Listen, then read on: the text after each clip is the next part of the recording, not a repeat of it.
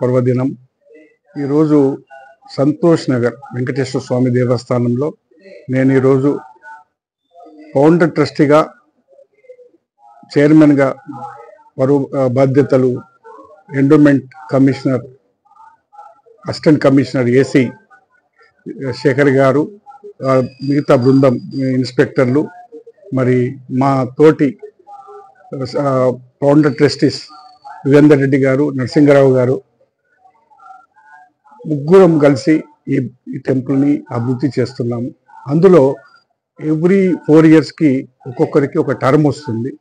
ఇప్పుడు 4 ఏండ్లు ఈ రోజుతో పూర్తి చేసుకున్న యుగంధర్ రెడ్డి గారిది, శంకర్ రెడ్డి గారి శంకర్ రెడ్డి గారు వాళ్ళ అబ్బాయి యుగంధర్ రెడ్డి గారు, మరి నరసింగరావు గారు మాకు మొదటి నుంచి కూడా మాకు సన్నిహితంగా ఉంటూ ఈ టెంపుల్ అభివృద్ధిలో చాలా మాకు సన్నిహితులు. వారు కూడా ఫౌండర్ ట్రస్టీగా నెక్స్ట్ నా టర్మ్ 4 years అయినాక వారి టర్మ్ వస్తుంది. ఏ టర్మ్ వచ్చినా కూడా బాధ్యతలు అనేది అదొక నిజమైన అనుభవము, శక్తి, అది రిజల్ట్ కూడా. వెంకటేశ్వర స్వామికి సేవ చేసే భాగ్యము తిరుపతిలో అందరికీ కూడా అవకాశం ఉండదు. మరి అలాంటిది అలా మనం సంతోష్ నగర్లో ఏర్పరచుకున్న ఈ వెంకటేశ్వర స్వామి ఆలయం ఏదైతే ఇక్కడ 40 ఏండ్లు దాటి మరి 37వ బ్రహ్మోత్సవాలు ఈ 19వ తారీఖు నుంచి ప్రారంభం కాబడుతుంది. కాబట్టి ఈ అవకాశంలో ఈ టైంలో నాకు ఈ చైర్మన్గా బాధ్యతలు ఇచ్చినందుకు వెంకటేశ్వర స్వామికి, మరి ఇక్కడ ఫౌండర్స్కి, ఇక్కడ కాలనీ వాసులకి, తర్వాత ముఖ్యంగా మాకు ఎండోమెంట్ డిపార్ట్మెంట్ వచ్చి వారు మాకు ఈ మన స్వీకరణ చేయించారు. మరి వారికి కూడా కృతజ్ఞతలు.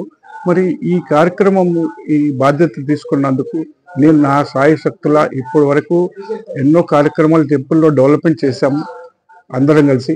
ఇంకా చెయ్యాలని నాకు ఎన్నో ఆలోచనలు ఉన్నాయి. ఆలోచనని దీన్ని ఒక లిస్ట్గా చేసి తప్పకుండా మళ్ళా విన్నవించుకుంటాను భక్తులకి. నేను కూడా ఇక్కడ సేవ చేయడానికి వచ్చాను.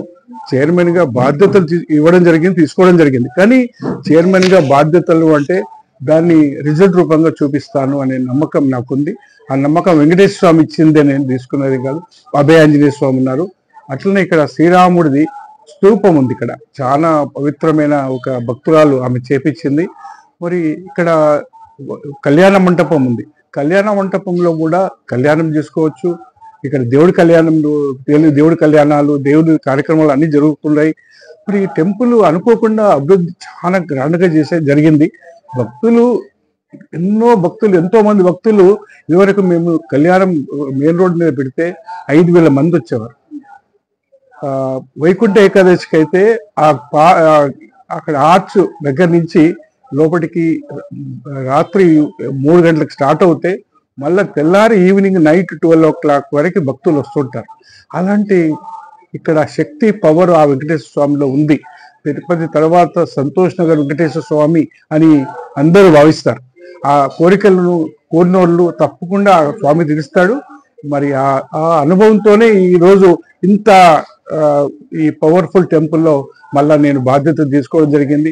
నాకు అవకాశం ఇచ్చినందుకు వెంకటేశ్వర స్వామికి, మరి ఎండోమెంట్ డిపార్ట్మెంట్కి, అందరికీ, భక్తులకి, ముఖ్యంగా ఇక్కడ మా ప్రధాన అర్చకులు, ఆచార్యులు అందరికి కూడా మనసా వాచ నేను స్పష్టంగా నమస్కారం చేస్తూ జై శ్రీమన్నారాయణ, జై శ్రీమన్నారాయణ, జై శ్రీమన్నారాయణ.